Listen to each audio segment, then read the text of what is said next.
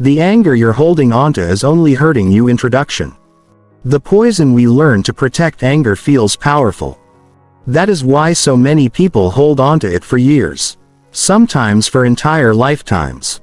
Because anger creates an illusion of strength. It feels safer to be angry than hurt. Safer to rage than grieve. Safer to blame than feel broken. So the nervous system chooses anger as emotional protection. But most people never realize something devastating. The anger they protect so fiercely is often destroying them from the inside. Slowly. Quietly. Psychologically. Physically. Emotionally. Human beings rarely carry anger alone. Underneath anger usually exists something deeper: betrayal, humiliation, abandonment, rejection, grief, helplessness, heartbreak, disappointment. But vulnerability feels dangerous to wounded people, especially in a world that rewards emotional hardness. So pain transforms into rage. The person stops saying, "I am hurt," and starts saying, "I am angry." Because anger feels more powerful, more protective, more emotionally survivable. This transformation happens everywhere. A child ignored emotionally grows into an adult full of hidden resentment. A betrayed partner develops emotional walls. A humiliated teenager becomes emotionally defensive. A person repeatedly disrespected slowly becomes bitter. Over time, anger becomes identity. The person no longer remembers who they were before the resentment. This is one of the most dangerous psychological effects of unresolved anger. It slowly reshapes personality. Not all at once. Gradually. The angry person often becomes emotionally reactive, impatient, defensive, cynical, hypervigilant, emotionally distant, distrustful, exhausted internally, and because the anger feels justified. They rarely question its long-term effect. That is the trap. Most anger begins with real pain, real betrayal, real disappointment, real emotional wounds. But eventually, the anger stops punishing the past and starts poisoning the present. The nervous system was never designed to carry chronic emotional hostility for years. Yet millions of people wake up every day reliving old emotional battles internally. Replaying arguments. Imagining revenge. Remembering disrespect. Reopening wounds mentally. Again and again. The body responds as though danger is still happening now. Stress hormones rise. Muscles tighten. Sleep weakens. Anxiety increases. Emotional regulation collapses. The person becomes trapped in survival mode psychologically. And survival mode changes perception. The angry nervous system begins seeing threats everywhere. Neutral situations feel personal. Disagreement feels like attack. Small frustrations trigger disproportionate reactions. Why? Because unresolved anger keeps the nervous system emotionally armed, constantly prepared for danger. This creates emotional exhaustion. But many people confuse emotional intensity with emotional strength. They think, if I let go, they win. If I stop being angry, what they did becomes acceptable. My anger protects me. But unresolved anger rarely protects people long-term. More often, it imprisons them. Because the mind stays emotionally attached to the source of pain, the person continues suffering internally long after the original event ended. This is why resentment becomes psychologically addictive. Not because anger feels good, but because anger creates temporary emotional control. The nervous system feels, at least I still have power. Especially after betrayal, humiliation, rejection. But this power is unstable. Because it depends on remaining emotionally connected to pain. And eventually, anger becomes exhausting to maintain. Many angry people secretly feel tired. Not physically. Emotionally tired. Tired of replaying memories, carrying resentment, distrusting everyone, staying emotionally guarded, feeling constantly reactive, but letting go feels terrifying too. Why? Because many people built identity around their wounds. The pain became part of who they are. Without the anger, they fear emptiness, vulnerability, grief, sadness. This is why healing anger requires courage, not passive positivity. Real courage. The courage to finally face the pain underneath the rage. Because underneath many angry people exists a deeply wounded nervous system that never truly felt safe. Safe to feel. Safe to trust. Safe to grieve. Safe to be vulnerable. So anger became armor. And armor always feels necessary until the nervous system learns safety again. Modern culture also feeds anger constantly. Social media rewards outrage. News profits from emotional stimulation. Algorithms amplify division. People now consume anger daily like emotional fuel. And the nervous system adapts accordingly. Many individuals are no longer simply angry at personal experiences. They are angry all the time. At strangers, politics, society, success, failure, themselves. The nervous system becomes addicted to emotional activation. Calmness begins feeling unfamiliar.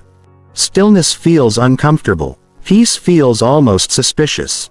This is why many people struggle deeply when life finally becomes quiet. Without constant emotional stimulation, they must finally face themselves. And often, what they discover underneath the anger is sadness they never processed. Loneliness, fear, heartbreak, emotional abandonment. This realization changes everything, because healing anger is not merely about staying calm. It is about understanding the emotional wound beneath the reaction. The nervous system must learn. I no longer need rage to survive emotionally. That process takes honesty, self-awareness, emotional responsibility, and most importantly, the willingness to stop feeding pain as identity. This does not mean pretending bad experiences never happened. It does not mean tolerating abuse, avoiding boundaries, or becoming emotionally weak. Healthy people still feel anger. Anger itself is not evil. Anger can reveal injustice, violated boundaries, emotional truth, unmet needs. But healthy anger moves through the nervous system. Unhealthy anger lives there permanently. That difference changes entire lives. The goal of healing is not becoming emotionless. It is becoming free. Free from emotional imprisonment. Free from resentment loops. Free from carrying old pain into every new experience. Because eventually, every person faces the same difficult question: how much of my life will I sacrifice to wounds that already happened? And perhaps the deepest truth of all is this: the anger you keep feeding every day rarely hurts the people who wounded you most.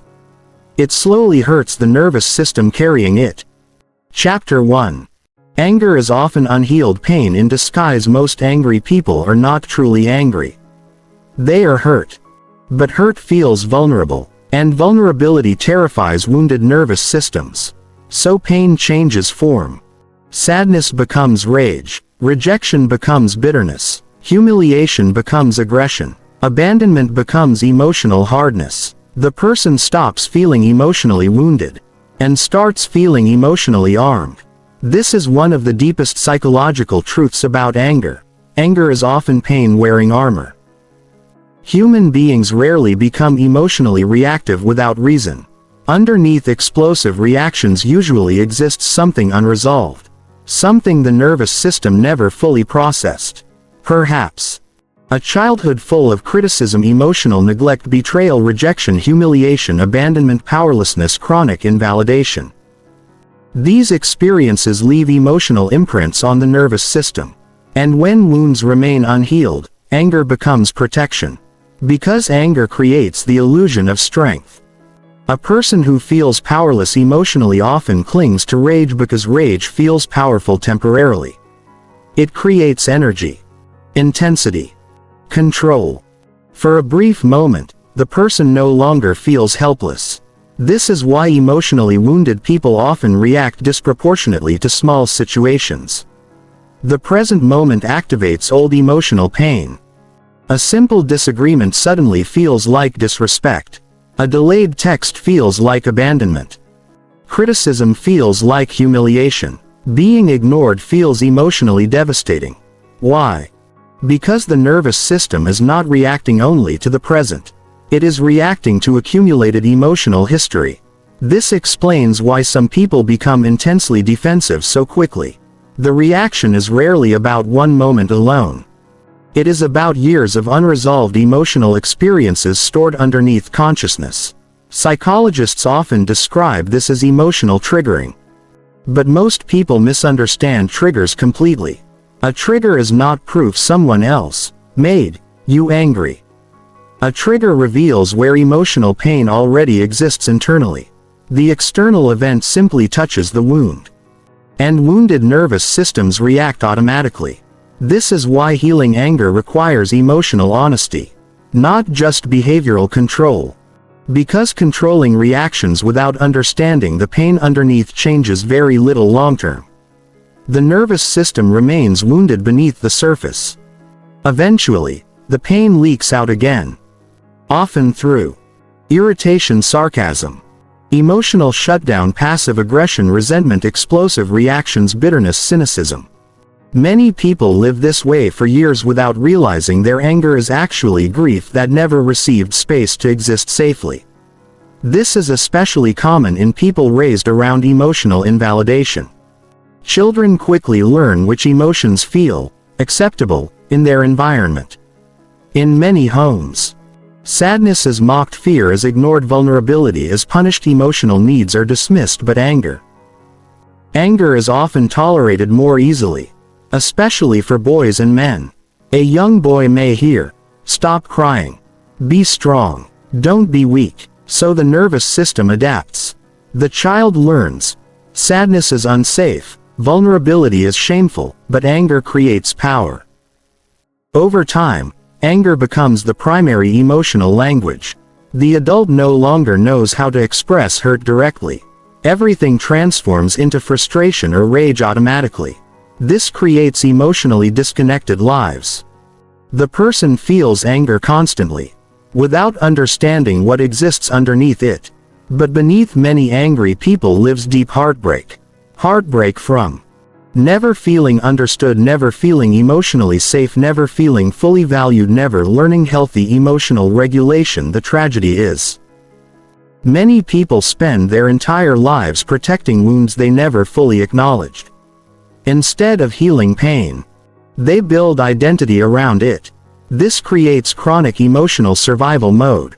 The nervous system remains hyper alert, emotionally guarded, prepared for attack, prepared for disappointment, prepared for betrayal.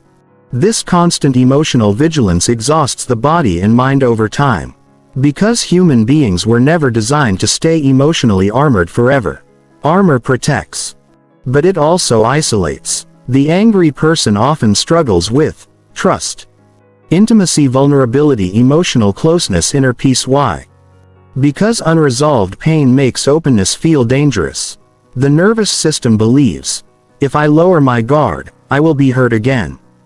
So anger becomes protection against future pain. But protection eventually becomes prison. This is why many chronically angry people secretly feel lonely. Not because they do not want connection, but because unresolved wounds make connection feel unsafe psychologically. The nervous system confuses closeness with vulnerability. And vulnerability feels threatening. So the person pushes others away emotionally. Sometimes subtly. Sometimes aggressively. But underneath the hardness often exists a desperate desire to feel safe, understood, and emotionally accepted. This contradiction creates enormous internal conflict. The person wants love, but fears trust. Wants connection, but fears vulnerability. Wants peace, but remains addicted to emotional defense. This is the exhausting cycle of unresolved anger. Modern society worsens this dramatically. People are rewarded for emotional hardness, sarcasm, detachment, dominance, outrage. Meanwhile, emotional openness is often perceived as weakness. So wounded individuals become even more emotionally defended. The nervous system learns, softness is dangerous. But emotionally healthy people understand something powerful. Softness and weakness are not the same thing. Real emotional strength includes the ability to feel pain honestly without turning every wound into permanent rage. This does not mean tolerating abuse or becoming passive. Healthy anger still matters. Anger can protect boundaries, expose injustice, reveal emotional truth. But healthy anger moves through the nervous system. It does not become identity. Unhealed anger stays trapped inside the body for years. And trapped emotion changes personality slowly. The person becomes emotionally reactive, distrustful, bitter, exhausted, disconnected from joy, not because they are bad people, because unresolved pain slowly reshaped their nervous system. This is why healing anger requires compassion toward yourself first. Not self-hatred. Not shame. Many angry people secretly hate themselves for being reactive. But shame rarely heals emotional wounds. Understanding does. The goal is not asking, "Why am I so angry?" The deeper question is, what pain inside me still feels unseen, unsafe, or unresolved? That question changes everything. Because the moment anger is understood as woundedness rather than identity, healing finally becomes possible. And perhaps the deepest truth of all is this: many people spend years trying to control their anger, without realizing the anger was never the deepest wound to begin with. Chapter 2. The addiction to being right. Anger often survives because the ego refuses to let go. Not because the pain is still happening, but because the mind became emotionally attached to the story surrounding the pain. The story says, "I was wronged. They destroyed me. I deserved better. They were the problem. I am right to stay angry." And sometimes, those statements are true. People do betray, manipulate, abandon, humiliate, lie. Real harm exists. But unresolved anger becomes dangerous when the nervous system starts building identity around moral superiority. This is where pain slowly transforms into ego attachment. The person no longer only wants healing. They want emotional victory. They want validation, revenge, apology, recognition, proof that they were right. And until that happens, the nervous system refuses to release the resentment. This creates psychological imprisonment. Because healing becomes dependent on external behavior, the person unconsciously says, "I cannot move on until they finally understand what they did." But life rarely gives perfect emotional closure. Many people never apologize sincerely. Some never change. Some never even realize the damage they caused. And waiting forever for emotional justice traps the nervous system in chronic suffering. This is why many people stay emotionally stuck for years. Not because healing is impossible, but because the ego became addicted to the emotional identity of being wronged. Victimhood can become psychologically comforting in subtle ways. Not because suffering feels good. Because suffering creates identity. The person knows exactly who they are inside the emotional story: the betrayed one, the rejected one, the abandoned one, the misunderstood one. And strangely, identity, even painful identity, can feel safer than uncertainty. Letting go threatens the ego because letting go means releasing the emotional role the person has carried for years. Without the resentment, who are they? Without the anger, what remains? This fear keeps many people emotionally attached to pain. The mind continues replaying conversations, betrayals, disrespect, rejection, humiliating memories again and again. Why? Because rumination creates temporary emotional certainty. The nervous system keeps revisiting the wound, searching for control, searching for meaning, searching for resolution. But endless mental replay never heals emotional pain. It deepens it. The body keeps reliving the experience neurologically as though it is still happening now. This is why some people remain emotionally trapped in events that happened decades earlier. The nervous system never truly left the emotional battlefield. One of the strongest reinforcements of chronic anger is the addiction to moral superiority. When someone hurts us deeply, anger often creates a feeling of righteousness. The person thinks, I would never do what they did. I am better than them. They are terrible. I deserve justice. Again, sometimes these reactions are understandable. But psychologically, moral superiority creates emotional rigidity. The ego becomes attached to being the good one. And once identity attaches to righteousness, forgiveness begins feeling threatening. Because forgiveness feels like surrendering emotional superiority. This is why many people secretly resist healing. Not consciously. Subconsciously. Because anger makes them feel morally powerful. Especially after experiences where they once felt powerless. The nervous system clings to resentment because resentment creates emotional structure. Without it, unresolved grief surfaces underneath. And grief feels far more vulnerable than anger. Anger energizes. Grief softens. Anger creates movement. Grief creates stillness. Most wounded nervous systems would rather stay emotionally activated than emotionally exposed. So they keep feeding the anger. Social media intensified this addiction dramatically. Modern culture rewards outrage. People now build entire identities around political anger, ideological anger, gender resentment, social resentment, generational resentment. The angrier someone appears, the more attention they often receive. This creates emotional reinforcement loops. The nervous system becomes chemically attached to outrage itself. Every argument, every debate, every conflict creates emotional stimulation. And emotionally wounded people often become addicted to stimulation because stillness would force them to face unresolved pain underneath. This is why calmness can feel uncomfortable for chronically angry people. Peace feels unfamiliar. Without anger, they suddenly feel sadness, loneliness, emptiness, grief. The emotions the rage was protecting them from all along. This realization changes everything. Many people are not addicted to anger itself. They are addicted to avoiding vulnerability. The ego plays a major role in this avoidance. The ego wants certainty, control, superiority, validation. Healing requires the opposite: humility, emotional honesty, surrender, acceptance, vulnerability. And vulnerability feels psychologically terrifying when identity has been built around emotional defense for years. This is why truly healing anger requires letting go of the fantasy that pain can be reversed through emotional obsession. No amount of replaying the betrayal changes the past. No amount of hatred rewrites history. No amount of resentment repairs the nervous system. Eventually, emotionally mature people realize something painful. Staying angry does not keep you connected to justice. It often keeps you connected to suffering.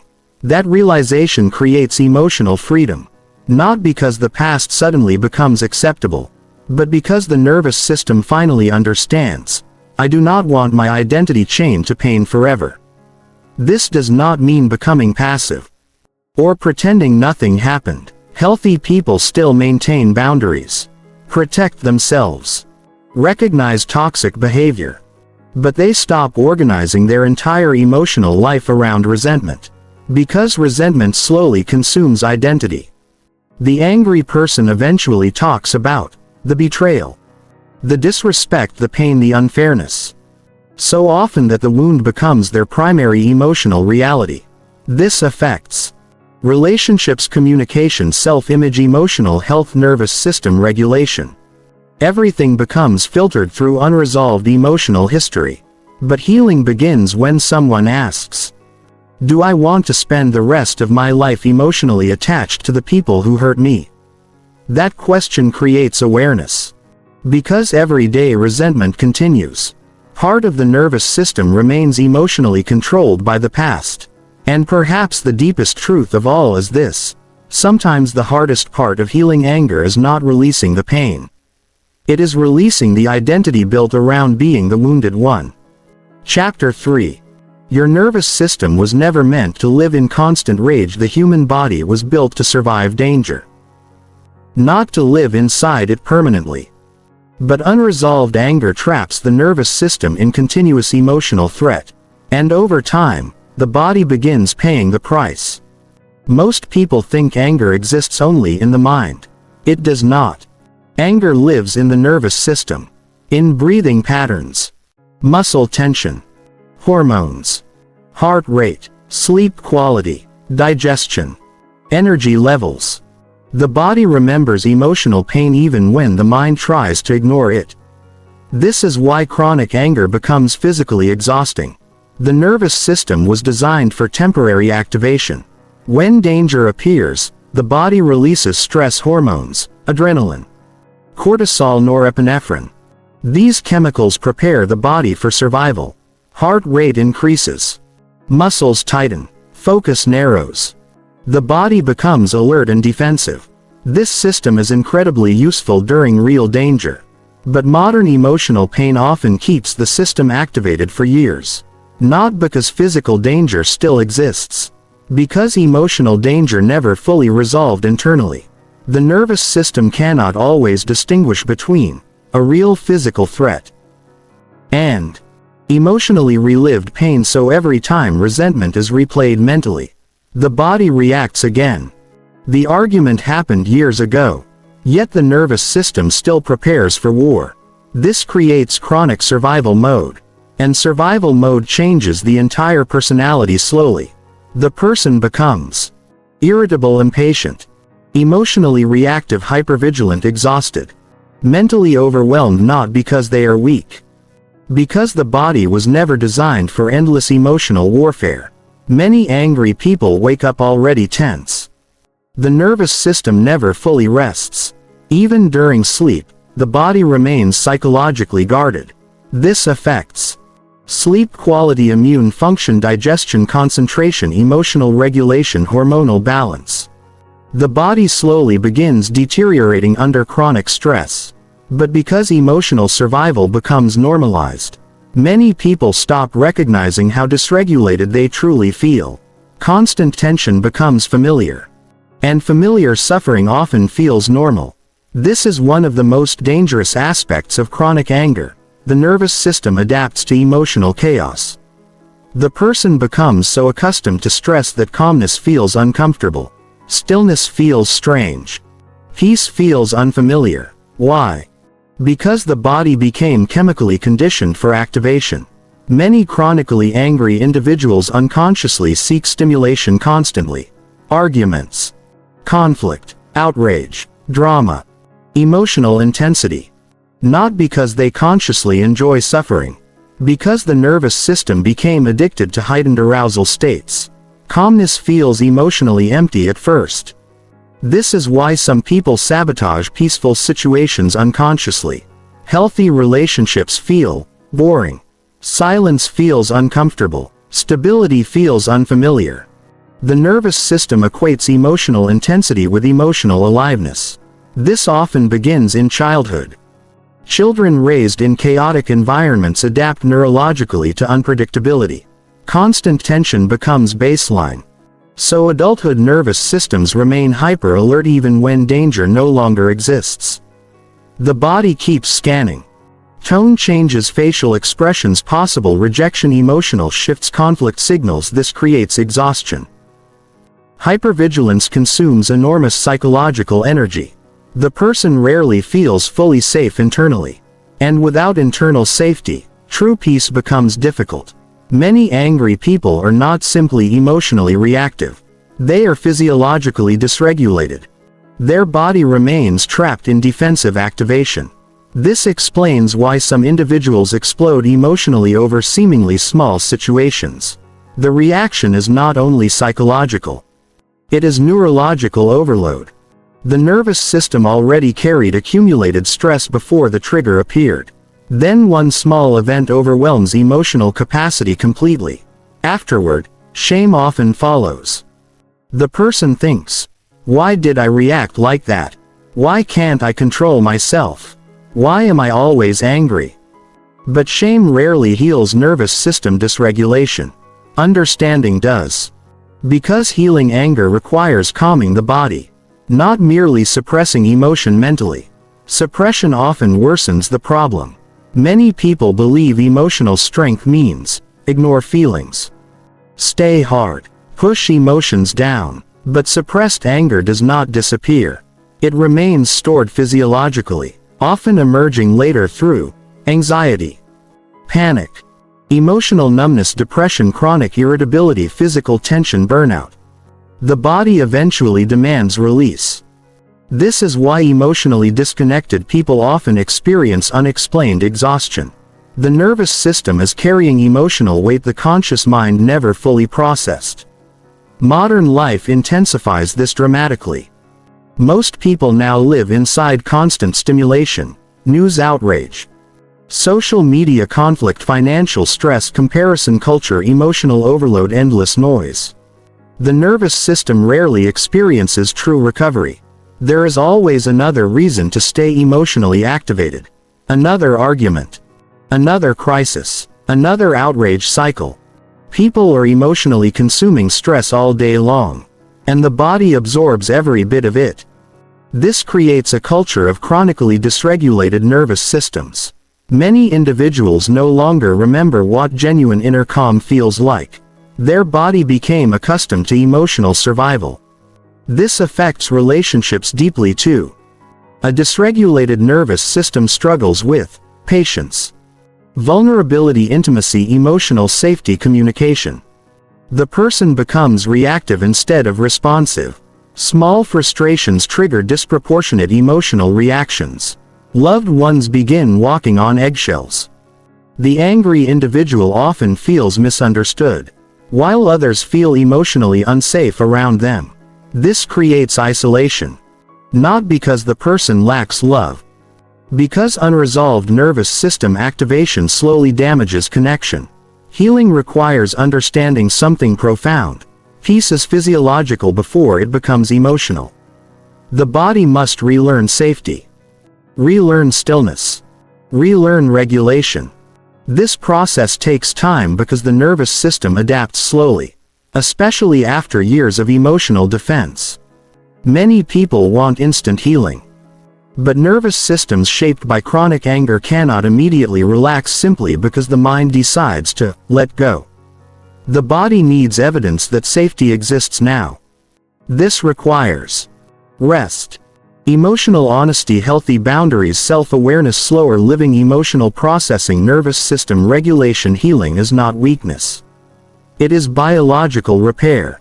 The angry nervous system has often spent years preparing for attack. Eventually, the body becomes exhausted from carrying emotional armor continuously.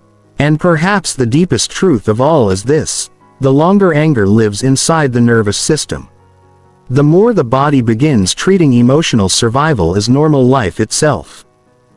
Chapter 4. Most angry people are secretly heartbroken. Anger is loud. Heartbreak is quiet. That is why many people choose anger instead. Because heartbreak feels unbearable to face directly. It feels vulnerable, heavy, exposing. Anger, however, creates movement, intensity, protection. The nervous system often prefers rage over grief because grief requires surrender. And wounded people rarely feel safe enough to surrender emotionally.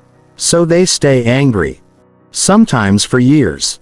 But underneath many chronically angry people exists deep emotional heartbreak that was never fully processed. Heartbreak from betrayal, abandonment, rejection, emotional neglect, humiliation, disappointment, unmet emotional needs. The person may not even consciously recognize the sadness anymore. The nervous system converted the pain into emotional defense long ago. This transformation happens slowly. A child who never felt emotionally seen grows emotionally hard. A teenager repeatedly humiliated becomes defensive. A betrayed partner becomes distrustful. A rejected person becomes bitter. Over time, anger becomes emotional armor protecting unresolved grief underneath. This is why many angry individuals react so strongly to emotional vulnerability. Vulnerability threatens the armor. And without the armor, the pain underneath becomes visible again. This feels terrifying psychologically, especially for people taught that emotional softness equals weakness. Many individuals, especially men, grow up learning, do not cry, do not look weak, Handle it yourself. Be strong.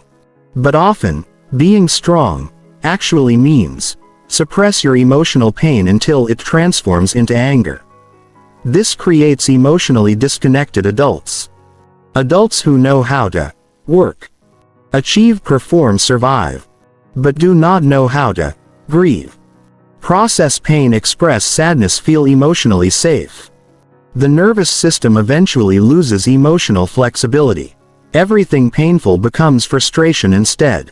The person says, "I'm angry." But underneath the anger is often, "I feel abandoned.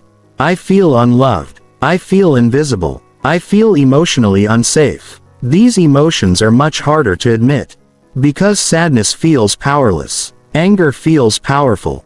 This is why emotionally wounded people sometimes become emotionally cold. Not because they lack feelings. Because they feel too much internally. And emotional numbness becomes self-protection. Many angry people secretly fear tenderness. Real tenderness. The kind that requires openness, trust, emotional exposure. Because tenderness risks heartbreak again. So the nervous system chooses emotional distance instead. This creates people who deeply desire love, while simultaneously fearing emotional closeness. The contradiction becomes painful. The person wants connection, but distrusts vulnerability, wants intimacy, but fears emotional dependence, wants peace, but remains emotionally guarded. This creates chronic loneliness, even inside relationships. Many angry individuals do not realize how isolated they truly feel internally. Because anger keeps the nervous system emotionally defended constantly. Defense prevents closeness. And without closeness, heartbreak never fully heals. The body simply carries it silently. This often appears through emotional shutdown. Some people stop expressing feelings altogether. Not because the pain disappeared. Because expressing pain once felt dangerous. Perhaps they were mocked, ignored, invalidated, rejected. So the nervous system adapted. Never show weakness again. This creates emotional armor. But armor blocks both pain and love simultaneously. That is the tragedy. The same walls protecting someone from future hurt also prevent genuine emotional intimacy. Eventually, many angry people become emotionally exhausted from carrying constant defense. Always guarded. Always suspicious. Always prepared for disappointment. The nervous system never fully relaxes. This exhaustion often appears as irritability, cynicism, emotional numbness, isolation, burnout, loss of joy. The person stops feeling emotionally alive, not because life became empty. Because unresolved heartbreak slowly disconnected them from softness internally. Social media worsens this dramatically. Modern culture glorifies emotional hardness, detachment, sarcasm, dominance, not caring, emotional superiority. Meanwhile, genuine emotional vulnerability is often ridiculed. So wounded people retreat further into emotional armor. They learn how to appear unbothered, while silently carrying enormous pain underneath. Many people become experts at hiding heartbreak behind anger. They joke, work constantly, stay distracted, argue online, remain emotionally unavailable, anything to avoid sitting quietly with grief. Because grief demands honesty. It forces the nervous system to acknowledge, I was hurt deeply. That realization is difficult for emotionally defended people, especially those who build identity around strength. But true healing begins the moment someone stops asking, why am I so angry? And starts asking, what heartbreak inside me still needs compassion? That question changes everything. Because compassion softens the nervous system. Not weakness. Compassion. Most angry people secretly need understanding more than judgment. Not excuses for harmful behavior, but understanding of the emotional pain driving the behavior. Shame rarely heals heartbreak. Safety does. The nervous system must finally feel safe enough to lower emotional armor gradually. Safe enough to grieve, cry, Feel sadness, process rejection, acknowledge loneliness, admit emotional wounds. This is incredibly difficult for people who spent years surviving through emotional hardness. But emotional hardness is not peace. It is survival. Peace comes when the nervous system no longer needs constant defense to feel safe. This does not mean becoming emotionally fragile or naive. Healthy people still maintain boundaries, recognize danger, protect themselves wisely. But they no longer confuse emotional numbness with strength. Real strength includes emotional openness. The ability to remain soft without becoming self-destructive. The ability to feel deeply without collapsing. The ability to love without losing yourself. Many angry people never learned this balance. So they live trapped between emotional hunger and emotional defense, wanting connection, while fearing it simultaneously. This creates internal suffering few people truly understand. And perhaps the deepest truth of all is this: beneath many angry personalities exists a heart that was hurt so deeply. The nervous system decided it was safer to stay armored than to risk feeling that pain again. Chapter 5. Revenge never heals the nervous system. Revenge is one of the oldest emotional fantasies in human psychology. The mind imagines, if they suffer the way I suffered, maybe I will finally feel peace. This belief feels emotionally convincing, especially after betrayal, humiliation, abandonment. The nervous system desperately wants emotional balance restored. When someone wounds us deeply, the body reacts as though something sacred was violated. Trust, safety, dignity, love, and anger immediately searches for resolution. Sometimes that resolution becomes revenge. Not always physical revenge. Often emotional revenge. The desire to humiliate them back, reject them first, make them regret losing you, prove your worth, watch them suffer, emotionally punish them. The mind becomes obsessed with emotional repayment, because pain feels unfair, and the nervous system struggles deeply with unresolved unfairness. This is why people replay fantasies of confrontation repeatedly, imaginary arguments, perfect revenge speeches, scenarios where the other person finally realizes their mistake. The nervous system believes, once they understand my pain, I will finally feel free. But this rarely happens. Because revenge does not heal wounded emotional systems. It temporarily stimulates them. There is a huge difference. Revenge creates short-term emotional intensity. Healing creates long-term nervous system peace. Most people confuse the two. This is why revenge fantasies often become addictive psychologically. They create temporary feelings of power, control, superiority, emotional justice. Especially for people who once felt powerless. The nervous system says, now I am no longer weak. But underneath revenge still lives unresolved pain. The wound remains untouched. Because punishment cannot repair emotional injury internally. It only redirects suffering outward temporarily. And often, revenge deepens emotional attachment to the original pain.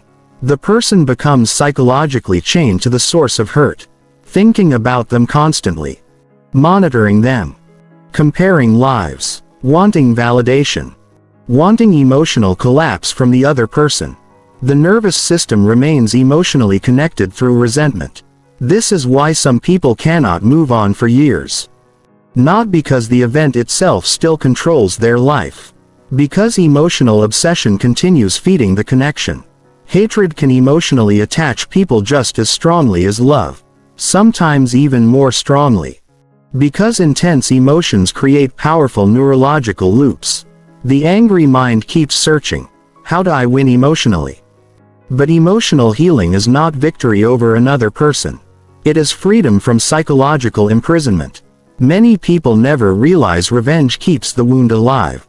Every replay, every fantasy, every emotional argument inside the mind strengthens the neural pathway connected to pain.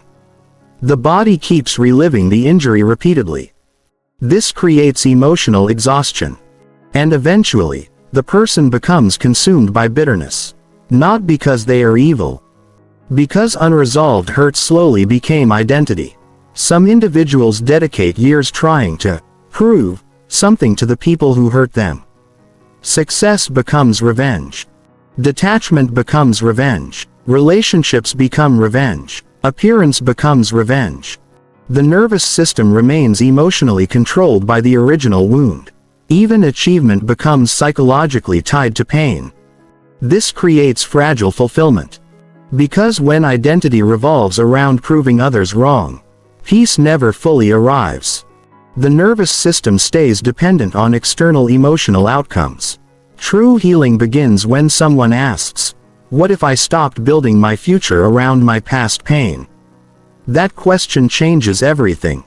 Because revenge-oriented living keeps the nervous system trapped in emotional survival mode. The body remains prepared for conflict constantly. And conflict slowly consumes inner peace. This does not mean anger itself is wrong. Healthy anger can motivate boundaries, self-protection, justice, leaving unhealthy environments, personal growth. But healthy anger eventually moves forward. Unhealthy anger stays emotionally frozen in the past. There is another painful truth many people avoid. Revenge rarely creates the emotional satisfaction people imagine. Sometimes the other person never changes, never apologizes, never suffers visibly. And if emotional healing depends entirely on their suffering, the nervous system remains trapped forever. This realization is devastating initially, because it forces emotional responsibility inward. The person must finally accept, my healing cannot depend on another person's punishment. That is one of the hardest psychological lessons in adulthood, especially for deeply wounded people. Forgiveness becomes misunderstood here. Many believe forgiveness means excusing behavior, allowing abuse, pretending nothing happened, reconciling with harmful people. It does not. Forgiveness, psychologically, often means, I no longer want this pain controlling my nervous system every day. That is completely different. Forgiveness is not always about the other person. Sometimes it is about ending internal emotional warfare. The nervous system becomes exhausted from carrying hatred constantly. Many chronically angry individuals secretly feel tired. Tired of replaying betrayal. Tired of emotional defense. Tired of bitterness. Tired of carrying old pain into every new experience. But letting go feels frightening because resentment creates identity and emotional certainty. Without the hatred, the person must finally face grief underneath. And grief feels vulnerable. Sadness feels vulnerable. Heartbreak feels vulnerable. Anger protects people from those emotions temporarily. But protection eventually becomes prison. This is why emotional healing requires enormous courage. The courage to stop feeding fantasies of revenge long enough to finally ask, what pain inside me still needs healing? That question shifts the focus completely. The goal is no longer emotional domination over others. The goal becomes nervous system peace. And peace feels very different than revenge. Peace is quiet, stable, grounded. It does not require another person to lose. It only requires the nervous system to stop reliving emotional war repeatedly. Many people spend years trying to punish others emotionally, while unknowingly punishing themselves daily in the process. And perhaps the deepest truth of all is this: revenge may satisfy the ego briefly, but it rarely gives the nervous system the healing it was truly searching for. Chapter 6. The people who hurt you often created themselves through pain too. One of the hardest emotional truths to accept is this: people who hurt others are often deeply wounded themselves. Not always. Some people are cruel consciously, manipulative intentionally, abusive deliberately. Pain does not excuse harmful behavior. But many emotionally damaging people were once emotionally damaged children. And unresolved pain tends to repeat itself across generations. This is how emotional trauma survives through families, relationships, and entire societies. A child raised without emotional safety often grows into an adult who cannot provide emotional safety. A person raised around rage may normalize rage. Someone emotionally neglected may struggle to recognize emotional needs in others. A child who never learned healthy love may confuse control, fear, or emotional distance with love later in life. The cycle continues unconsciously. This is one of the most tragic aspects of human psychology. Wounded people often recreate the very pain they once suffered. Not because they consciously want to destroy others. Because unresolved pain shapes nervous systems invisibly. The body adapts to survival patterns early. And survival patterns eventually become personality. This is why emotionally immature people often hurt others without fully understanding the damage they cause. Their nervous system may never have learned emotional regulation, empathy, accountability, healthy communication, emotional safety, vulnerability. Instead, they learn survival, avoidance, control, emotional shutdown, manipulation, aggression, defensiveness. These behaviors often begin as protection mechanisms. But over time, protection becomes destruction. Many people never heal the wounds they inherited emotionally. So they unconsciously pass them forward. A father raised through humiliation humiliates his son. A neglected mother becomes emotionally unavailable. A betrayed partner becomes controlling. A chronically criticized child becomes an angry adult. Pain travels through people when it remains unprocessed. Understanding this changes anger profoundly. Because eventually, emotionally mature individuals realize, some people hurt you from their unresolved wounds, not from your lack of worth. That realization can feel deeply emotional, especially for those who spent years believing, maybe I deserved the mistreatment. Maybe I was not lovable enough. Maybe something is wrong with me. But emotionally damaged people often hurt even those they genuinely love. Because love alone does not heal emotional dysfunction automatically.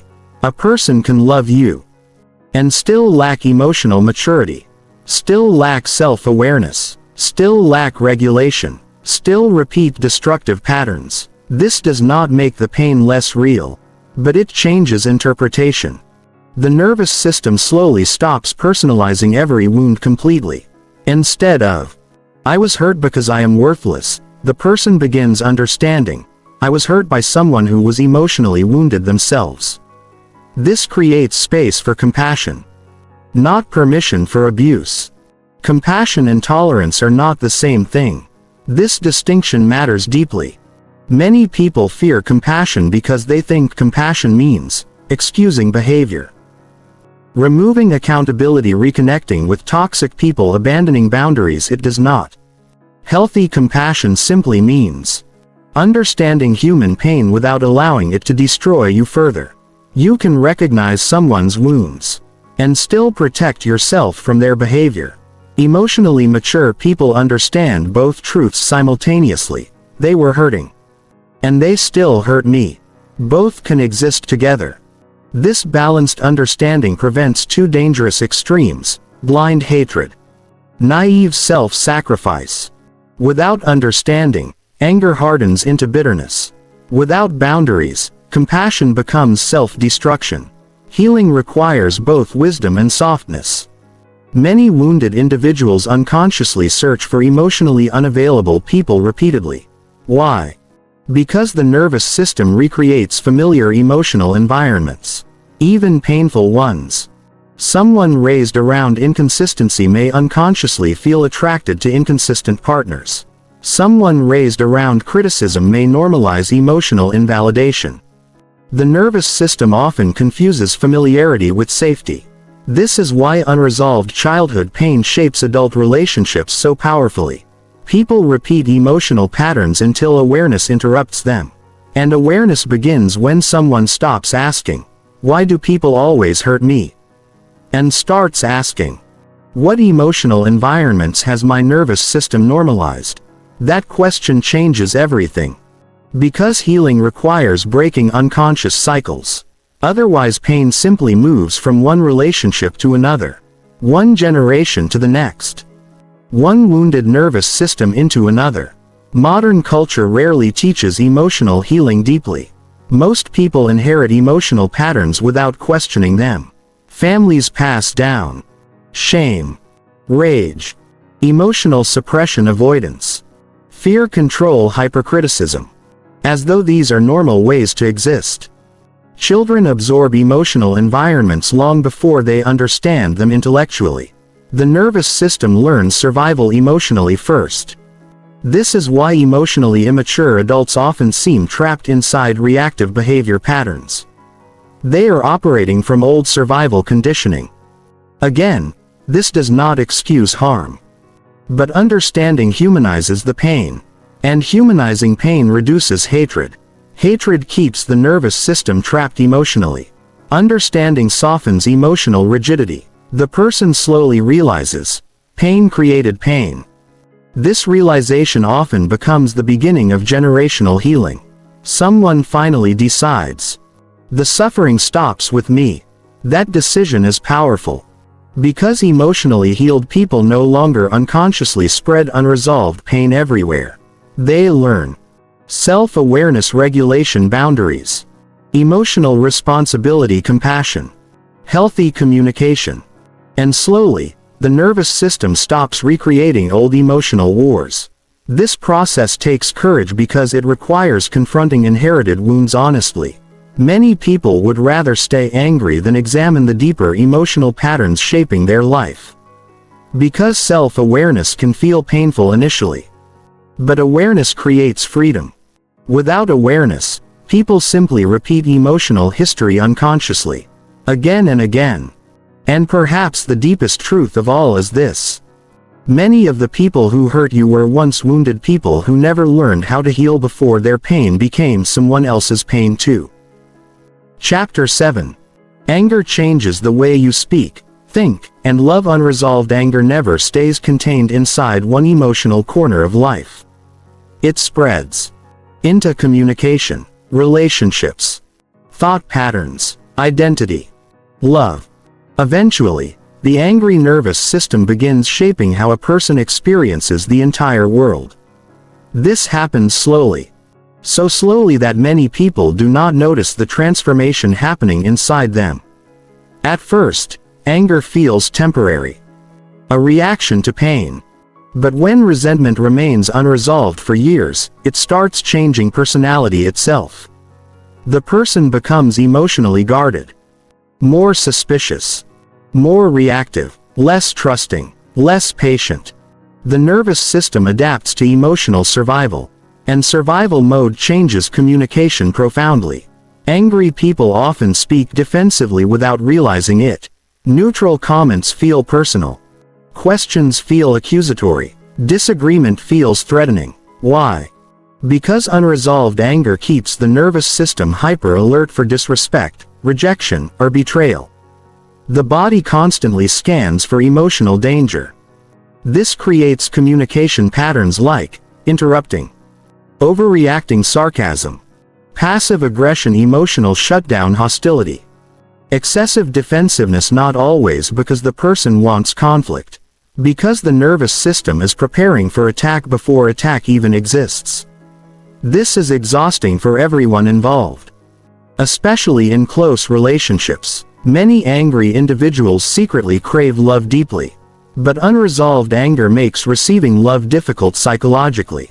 Why?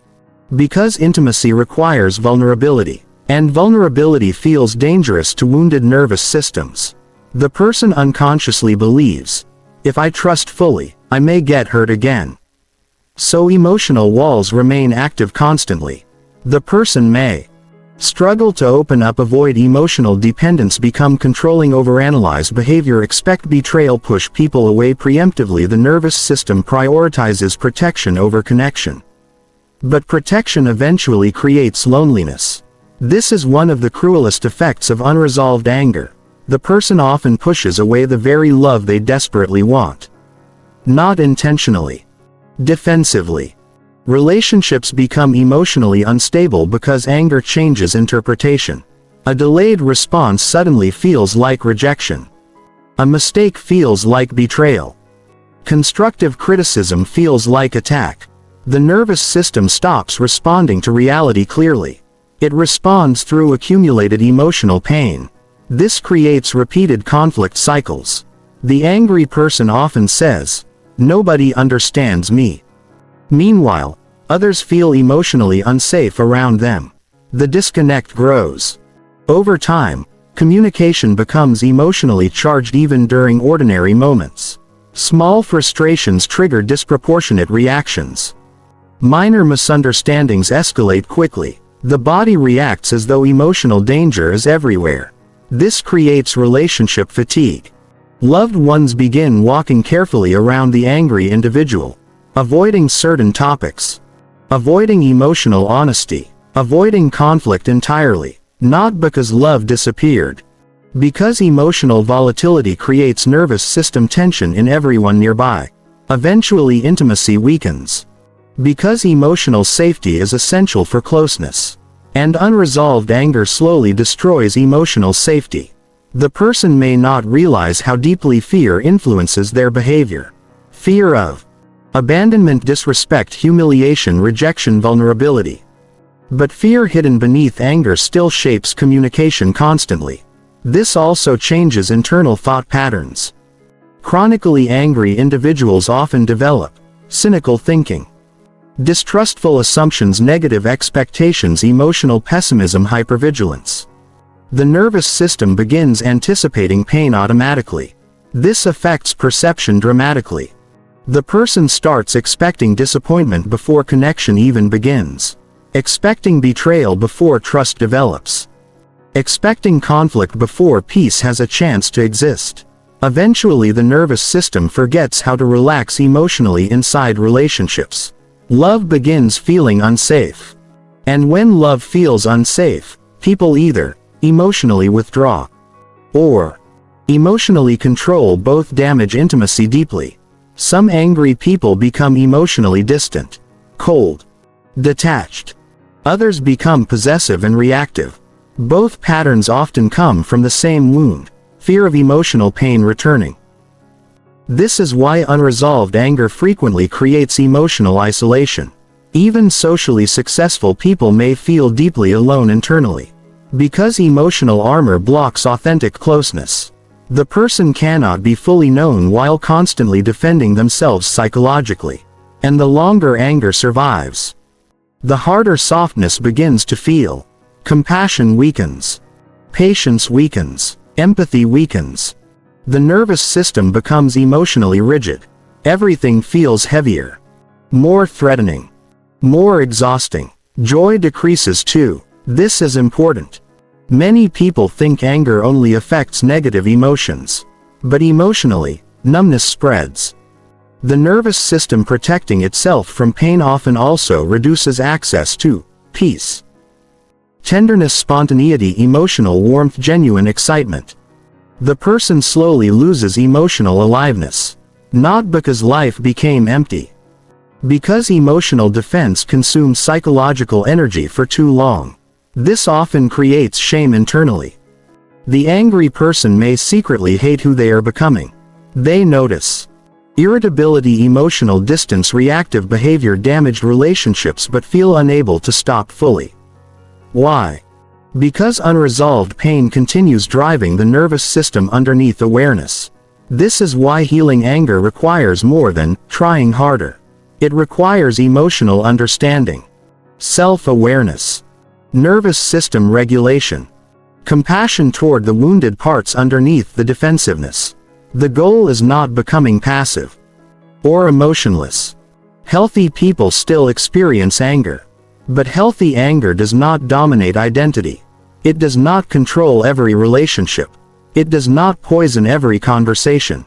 It does not isolate the person emotionally from life itself. Healing begins when someone recognizes, my anger is no longer only protecting me. It is also hurting the people I love, and hurting the person I am becoming. That realization is painful, but powerful. Because awareness creates choice, and choice creates the possibility of transformation. Many people wait for others to change before softening emotionally. But emotional freedom begins internally. The nervous system must slowly learn, I no longer need constant emotional defense to survive connection. This takes time, especially after years of emotional armor. But without this healing, anger eventually shapes every conversation, every relationship, every emotional experience, until the person no longer recognizes themselves beneath the resentment. And perhaps the deepest truth of all is this: unresolved anger does not only change how you react to people, it slowly changes how you experience love itself. Chapter 8. Social media feeds your rage for profit. Modern anger is no longer only personal. It is industrialized, manufactured, amplified, monetized. Every day, millions of people wake up and emotionally consume outrage before their nervous system fully wakes up. They open their phones and immediately encounter conflict, political rage, humiliation, arguments, division, fear, comparison, emotional chaos. The nervous system absorbs all of it, and slowly, anger becomes a lifestyle. Most people do not realize this consciously.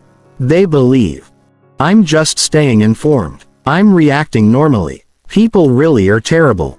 But modern digital systems are designed to emotionally stimulate the nervous system continuously. Why?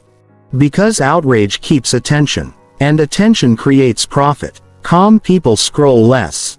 Peaceful people consume less emotional stimulation. Angry people stay engaged. So algorithms learn quickly. Emotional activation increases platform activity.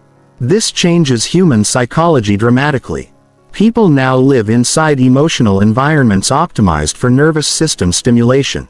Every notification, every argument, every controversy, every public humiliation, the brain receives constant emotional interruption. And over time, the nervous system adapts to outrage as normal emotional baseline. This is incredibly dangerous psychologically, because the body cannot distinguish well between direct emotional threat and emotionally charged digital exposure. The nervous system reacts anyway. Heart rate changes. Stress hormones rise. Emotional vigilance increases. The body enters low-level survival mode repeatedly throughout the day. Most people never fully calm down anymore. Their nervous system stays partially activated constantly. Social media also rewards emotional extremity. Balanced perspectives rarely go viral. Nuance rarely spreads quickly, but outrage spreads instantly. Why? Because emotionally charged content triggers stronger nervous system reactions. Fear, anger, shock, humiliation, moral outrage. These emotions capture attention immediately. The brain evolved to prioritize threat detection. Algorithms exploit this ancient survival wiring continuously. This creates emotionally addicted societies. People begin unconsciously seeking emotional stimulation online. Conflict becomes entertainment. Humiliation becomes content. Hatred becomes identity. And eventually, outrage starts feeling emotionally satisfying. Not because anger creates peace. Because anger creates stimulation. This distinction matters deeply. Many chronically angry people are not emotionally fulfilled. They are emotionally activated. There is a difference. Activation feels intense. Peace feels stable. Modern culture often mistakes intensity for meaning. This is why people become addicted to arguments, comment wars, outrage videos, ideological battles online, humiliation, constant reaction cycles. The nervous system becomes chemically dependent on emotional spikes. Calmness starts feeling boring. Stillness feels uncomfortable. The body begins craving stimulation constantly. This also destroys empathy gradually. When people consume endless outrage content, the nervous system becomes emotionally desensitized. Others stop feeling human. They become enemies, stereotypes, political symbols, targets for projection. Social media encourages simplified emotional thinking.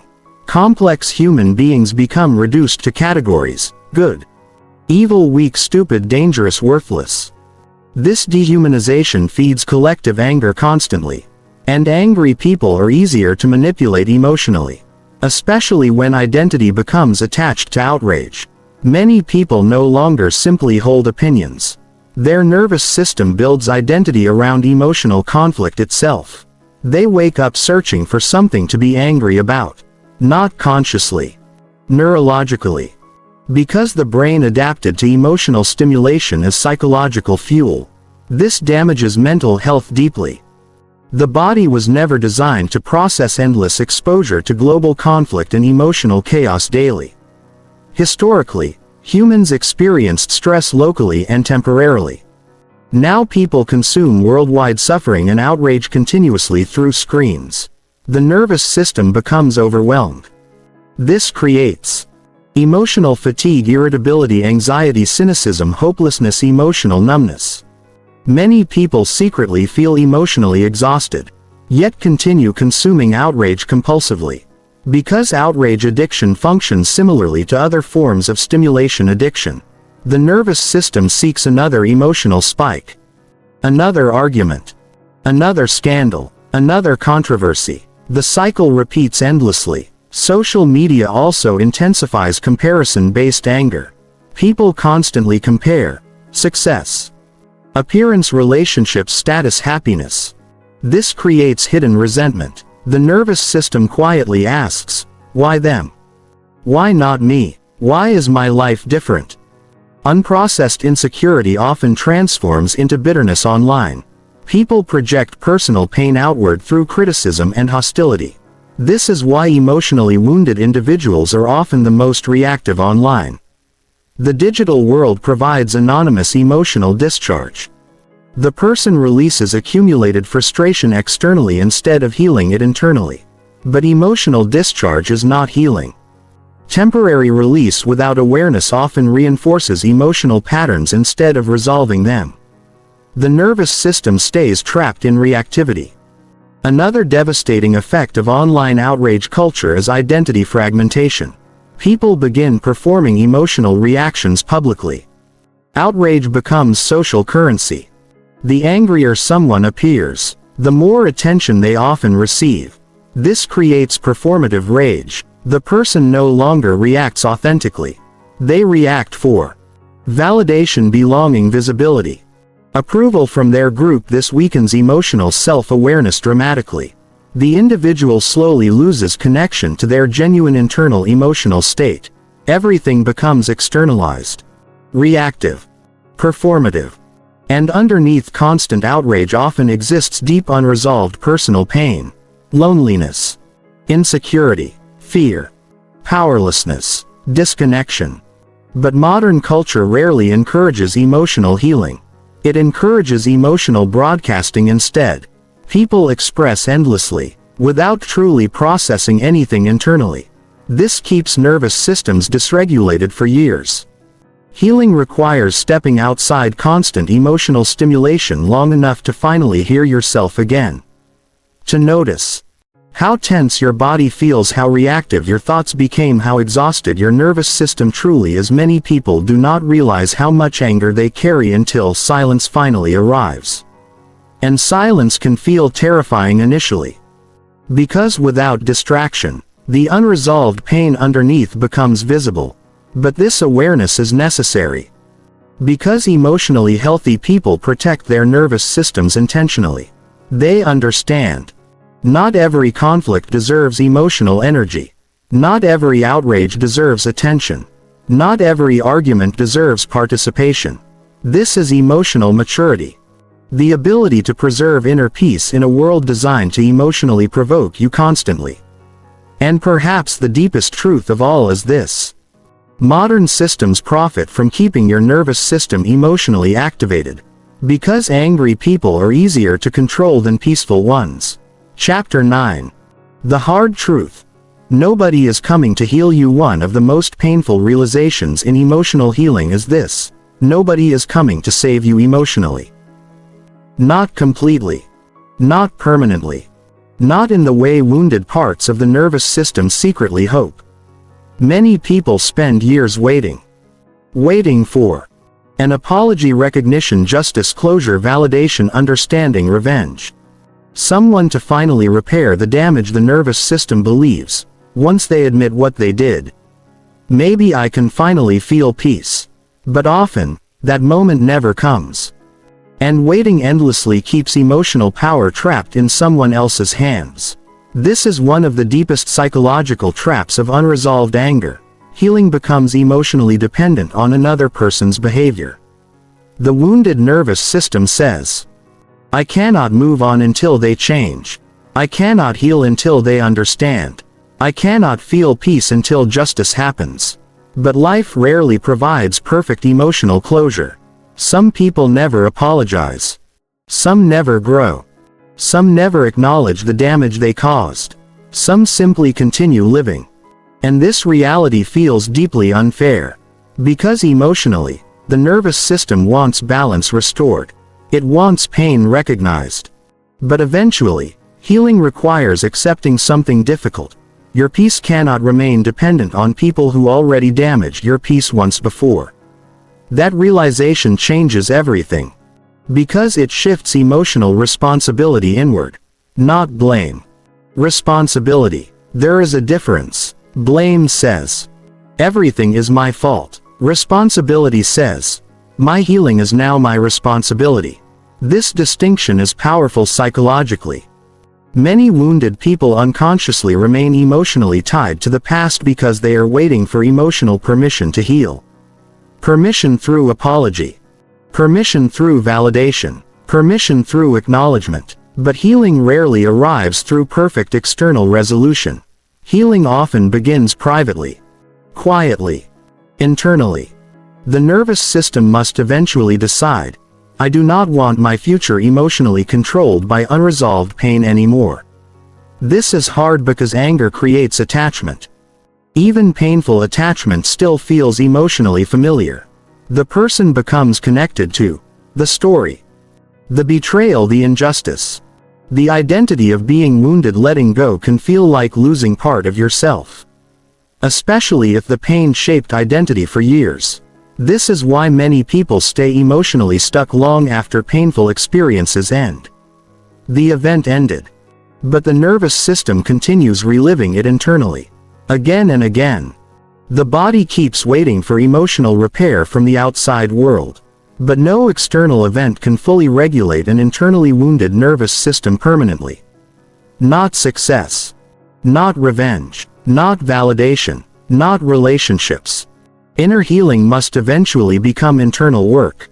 This truth feels harsh initially. Especially for deeply wounded people. Because many individuals secretly want someone to finally arrive and say, you deserved better. I understand your pain. I will repair what was broken.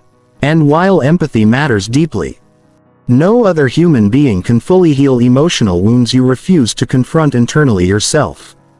This is why some people remain angry despite receiving apologies. Because the apology never reaches the deeper wound underneath. The nervous system still feels unsafe. Still feels abandoned.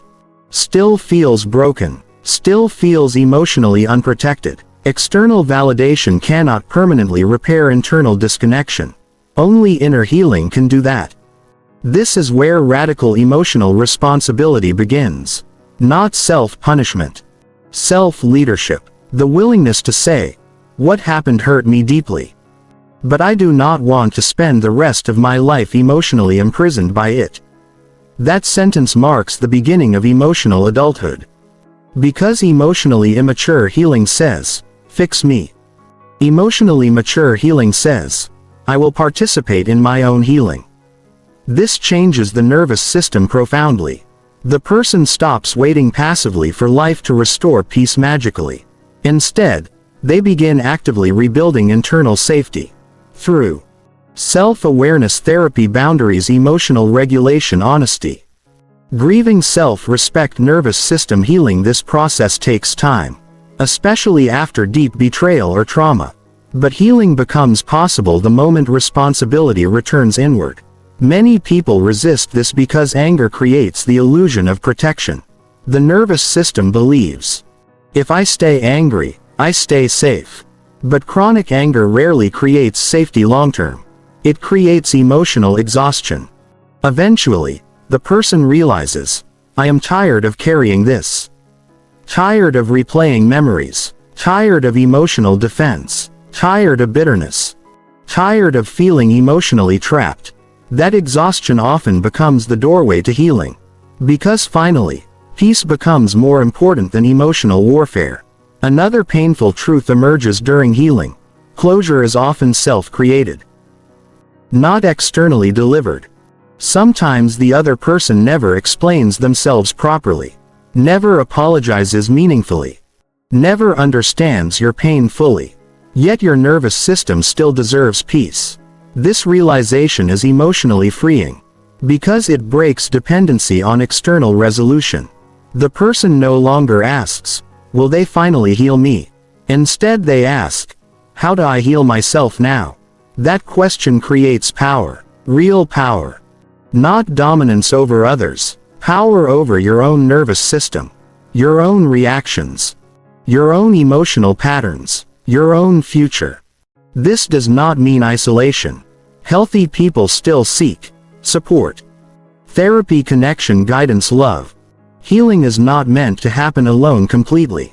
But no external relationship can replace internal responsibility. Eventually every emotionally mature person realizes, people may support your healing, but nobody can do the healing for you. This truth is both painful and liberating. Painful because it removes fantasy. Liberating because it returns control. And perhaps the deepest truth of all is this: the moment you stop waiting for other people to heal your wounds, is often the moment your real healing finally begins. Chapter 10. Letting go does not mean what happened was okay. One of the biggest reasons people stay trapped in anger is because they misunderstand what letting go actually means. They believe, if I forgive, I excuse what happened. If I move on, I betray my pain. If I stop being angry, then what they did was acceptable. So the nervous system keeps holding on to resentment as proof that the wound mattered. The anger becomes evidence. Evidence that the betrayal was real, the pain was real, the injustice mattered, and emotionally, this makes sense. Because wounded people often fear something terrifying. If I let go, maybe my suffering meant nothing. But healing never requires pretending the pain was acceptable. Never. Some experiences were deeply wrong. Some people truly caused damage. Some wounds changed your nervous system permanently. Acknowledging this honestly is important. Healing is not denial. Healing is not pretending betrayal felt beautiful. Healing is not becoming passive or emotionally naive. Real healing says, what happened hurt me deeply, and I no longer want to carry it inside my nervous system forever. That is very different. Many people confuse forgiveness with reconciliation, but they are not the same thing. Forgiveness is internal. Reconciliation is relational. You can forgive someone emotionally, and still never allow them close to you again. You can release hatred, while maintaining strong boundaries. You can stop carrying rage, without reopening doors that destroyed your peace before. This distinction changes everything psychologically. Because many wounded people remain angry simply because they fear losing protection. They think, if I soften emotionally, I will get hurt again. So they stay emotionally armored. But emotional armor often continues hurting the person long after the original danger disappeared. The nervous system remains tense, guarded, hyper alert, unable to fully relax, unable to fully trust, unable to fully experience peace. Letting go is not about trusting harmful people again. It is about teaching your nervous system, the war is over now. I no longer need to relive it every day. That is emotional freedom. Not forgetting. Freedom. There is another painful truth. Many people become emotionally attached to their suffering. Not because suffering feels good. Because pain became identity. The person no longer knows who they are without the resentment. Their story became, I am the betrayed one. I am the abandoned one. I am the wounded one. And while the pain was real, living inside the wound forever slowly destroys emotional aliveness. The nervous system stays trapped in survival mode. This affects relationships, health, communication, self-worth, trust, joy, emotional openness, Everything becomes filtered through unresolved pain. Eventually, the person stops living in the present emotionally. They live inside emotional memory. This is why some individuals relive old betrayals daily for years. The body continues reacting as though the event is still happening. The nervous system never receives permission to rest. Healing requires something difficult: the willingness to stop emotionally feeding old wounds constantly. Not suppressing them. Not denying them. But no longer building daily identity around them. This is where many people struggle. Because pain can become psychologically familiar. And familiar pain often feels safer than unfamiliar peace. Peace requires vulnerability, stillness, trust. And wounded nervous systems often distrust peace initially. Why? Because chaos became normal. Emotional tension became normal. Hypervigilance became normal. The nervous system adapted to survival. So when calmness finally arrives, it can feel emotionally uncomfortable at first. This surprises many people. They think healing will immediately feel peaceful. Sometimes healing initially feels empty, quiet, unfamiliar. Because the body became addicted to emotional intensity for years. This is why many people unconsciously return to toxic relationships, emotional conflict, resentment loops, outrage, emotional chaos. The nervous system craves familiarity, even unhealthy familiarity. Healing means breaking that cycle gradually. It means teaching the body, peace is safe too. That process takes patience, especially for deeply wounded individuals. Another important truth: letting go does not erase accountability. Healthy people still recognize harmful behavior clearly, still maintain boundaries, still protect themselves wisely. Forgiveness without boundaries becomes self-destruction. But boundaries without healing become emotional imprisonment. Emotionally mature people learn both softness, self-protection simultaneously. This balance creates real peace, not emotional weakness. Many angry individuals secretly fear forgiveness because they believe rage keeps them strong. But constant rage often weakens the nervous system over time. It consumes energy, sleep, focus, joy, connection. Eventually, the person becomes exhausted from carrying emotional warfare internally. This exhaustion often becomes the beginning of transformation. Because finally the person asks, how much longer do I want this pain controlling my life? That question matters. Because every day unresolved resentment dominates the nervous system. The past continues shaping the present. Healing begins the moment someone decides, I want peace more than I want emotional revenge. This decision is powerful. Not because the past changes, but because the nervous system finally stops organizing life around old pain constantly. And slowly, very slowly, the body begins learning safety again. The mind becomes quieter. The emotional tension softens. The person starts experiencing moments of calm without guilt, without needing anger to prove the wound existed. This is true emotional release. Not forgetting the pain, no longer living inside it.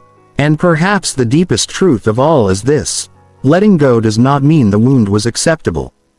It means you finally decided the wound would no longer own your entire life. Chapter 11. Peace is a skill most people never learn. Most people know how to survive. Very few know how to feel truly at peace. Because survival and peace are completely different nervous system states. Survival is tension, alertness, defense, control, hypervigilance. Peace is softness, presence, safety, stillness, internal trust. And for many wounded people, peace feels unfamiliar, even uncomfortable.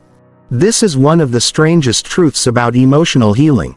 After years of chaos, the nervous system can become afraid of calmness itself. Why? Because the body adapts to whatever emotional environment it experiences repeatedly.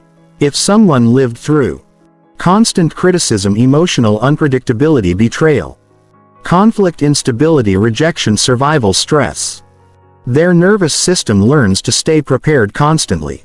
The body becomes emotionally armored.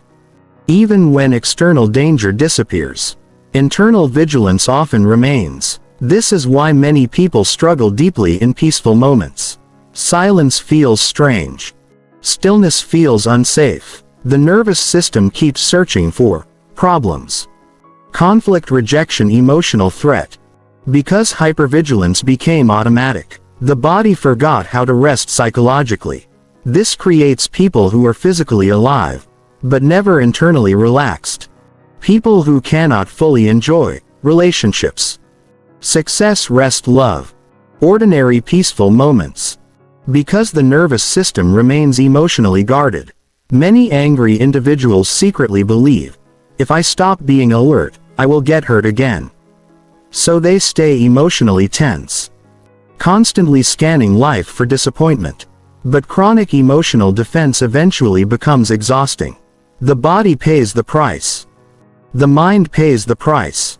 Relationships pay the price. Peace is not passive. It is a nervous system skill. A learned ability to feel safe without needing constant emotional armor. And most people were never taught this skill. They learned achievement, performance, productivity, competition, emotional suppression, but not regulation, stillness, self-awareness, emotional processing, internal safety. This is why so many people appear successful externally, while feeling emotionally restless internally. Their nervous system never learned peace. Only performance. Only survival. Many people think peace means the absence of problems. But emotionally mature people understand, peace is not the absence of difficulty. It is the ability to remain internally grounded despite difficulty. That changes everything. Because life will always contain uncertainty, loss, disappointment, conflict, pain. No human being escapes suffering completely. But emotionally healthy people no longer allow suffering to dominate their entire nervous system permanently. They process pain instead of becoming pain. This distinction matters deeply. Unhealed people absorb suffering into identity. Healed people allow suffering to move through them without defining them forever. This is emotional freedom. And freedom requires practice. The nervous system heals gradually, especially after years of anger and emotional survival. Many people expect instant transformation, but the body changes slowly. The nervous system needs repeated experiences of safety before it fully relaxes. This means healing often looks ordinary, not dramatic. Small moments. Breathing deeply without tension, responding calmly instead of reacting instantly, feeling emotions without suppressing them, resting without guilt, speaking honestly without fear, setting boundaries without rage, experiencing silence without panic. These moments retrain the nervous system slowly. The body begins learning, I no longer need constant defense to survive. That realization creates enormous emotional change. One of the most important parts of peace is emotional self-awareness. Many people live disconnected from themselves completely. They notice external events, but rarely notice their internal state. They do not ask, what am I feeling right now? Why is my body tense? What fear is underneath this anger? What pain still needs compassion? Without awareness, the nervous system keeps repeating old patterns automatically. Awareness interrupts survival conditioning. This is why emotionally mature people spend time understanding themselves honestly, not obsessively. Honestly. Because unexamined pain controls behavior unconsciously. Healing also requires learning emotional regulation, not emotional suppression. Suppression says, do not feel. Regulation says, feel safely without losing yourself. This is a completely different relationship with emotion. Healthy people still experience anger, still feel hurt, still feel sadness. But emotions no longer completely control their nervous system. The body learns stability. Another important truth. Peace often requires grieving the life you never had. Many wounded people secretly carry grief for The childhood they deserved, the love they never received, the safety they never felt, the understanding they needed, the version of themselves survival destroyed. This grief matters. Because unresolved grief often hides beneath chronic anger. The nervous system softens when grief is finally acknowledged compassionately, not judged. Compassion is essential for healing. Many angry people secretly attack themselves internally constantly, calling themselves weak, broken, damaged, too emotional, too angry. But self-hatred cannot create inner peace. The nervous system heals through safety, not internal violence. This does not mean avoiding responsibility. Emotionally mature people still take accountability. But accountability without compassion becomes shame. And shame keeps the nervous system trapped in defense. Peace requires a different internal relationship. One built on honesty, patience, self-respect, boundaries, emotional awareness, compassion. Over time, the nervous system slowly stops expecting war everywhere. The body relaxes. The mind quiets. The person begins experiencing life directly instead of through constant emotional protection. And this changes relationships too. Peaceful people communicate differently. They no longer seek constant conflict, react impulsively, project pain onto others, build identity around suffering. They become emotionally present, grounded, safe to be around. Not because life became perfect. Because the nervous system finally learned how to stop living in permanent survival mode. This is rare. Most people never fully learn peace. They remain emotionally reactive for decades, carrying unresolved pain everywhere they go. But healing is possible. Not through perfection, through awareness, through repetition, through emotional courage. And perhaps the deepest truth of all is this: peace is not something you find once the world finally stops hurting you. Peace is what happens when your nervous system no longer needs suffering to feel prepared for life. Conclusion. The anger was burning you more than them for a long time. The anger felt necessary, protective, justified. Maybe it helped you survive moments that would have otherwise destroyed you emotionally. Maybe it gave you strength when you felt powerless. Maybe it helped you build walls after betrayal. Maybe it stopped you from collapsing under heartbreak. The anger had a purpose once. That truth matters. People are not angry for no reason. Every wound began somewhere. Every defensive reaction once protected something vulnerable underneath. A younger version of you was trying to survive emotionally. Trying to avoid abandonment, humiliation, rejection, grief, helplessness, emotional danger. And the nervous system adapted the best way it knew how. Through defense. Through emotional armor. Through anger. But survival mechanisms that protect us temporarily can slowly destroy us when carried forever. What once protected your heart eventually began exhausting it. The body became tired. The mind became tired. Relationships became tired. The nervous system stayed emotionally prepared for battles that already ended years ago. And slowly, the anger stopped protecting you, and started consuming you instead. This is the painful transition many people never fully recognize. At first, anger feels empowering. Eventually, it becomes heavy. The person carrying resentment often suffers far longer than the people who caused the original pain. Because the nervous system keeps reliving the wound internally every day. The body keeps preparing for emotional war. Again. And again. And again. Meanwhile, life keeps moving. Years pass. Relationships change. Opportunities disappear. Moments of peace are missed because the nervous system no longer knows how to stop surviving. This is the hidden tragedy of unresolved anger. It quietly steals presence from your life. You may still function, still work, still succeed, still smile publicly.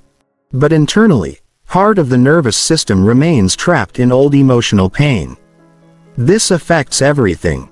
How you love, how you trust, how you communicate, how you rest. How you experience yourself. Eventually, many people wake up emotionally exhausted. Not because life defeated them, Because carrying emotional armor for too long became unbearable. And strangely, this exhaustion can become the beginning of healing. Because finally, the person realizes, I do not want to spend the rest of my life fighting ghosts emotionally. That realization changes everything. Healing does not happen because the past suddenly becomes acceptable. It happens because the nervous system finally becomes more interested in peace than emotional warfare. This is not weakness. It is wisdom. The emotionally mature person eventually understands, staying angry forever will not undo the pain. It will only continue extending it. That understanding softens something inside the body.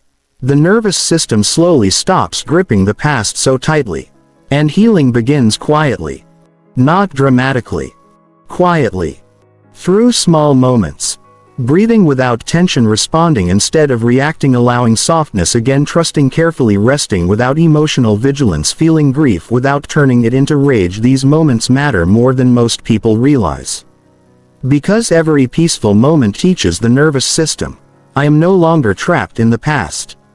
This is how emotional freedom develops. Slowly. Gently. Repeatedly. Many people think healing means becoming emotionally perfect. It does not. You will still feel anger sometimes. Still feel hurt. Still feel disappointment. You are human. But the emotions no longer own your nervous system completely. That is the difference. The healed person no longer builds identity around pain. No longer feeds resentment daily. No longer needs emotional suffering to feel protected. Instead, they begin rebuilding themselves around self-awareness, peace, boundaries, emotional honesty, compassion, inner stability. This creates a different kind of strength. Not hard strength. Grounded strength. The kind of strength that no longer needs rage to feel powerful. The kind of strength that allows softness without self-destruction. The kind of strength that says, what happened hurt me deeply, but I refuse to let it define the rest of my life. That sentence marks true healing. Because ultimately, emotional freedom is not about erasing the past. It is about no longer allowing the past to control the nervous system every single day. This is how people reclaim themselves after years of pain. Not through revenge. Not through emotional numbness. But through learning peace. Real peace. The kind that does not depend on validation, apology, revenge, control, external approval. The kind that exists quietly inside a regulated nervous system, finally learning safety again. And perhaps the deepest truth of all is this. The anger you carried for so long was never truly destroying the people who hurt you most. It was slowly destroying the peace inside you.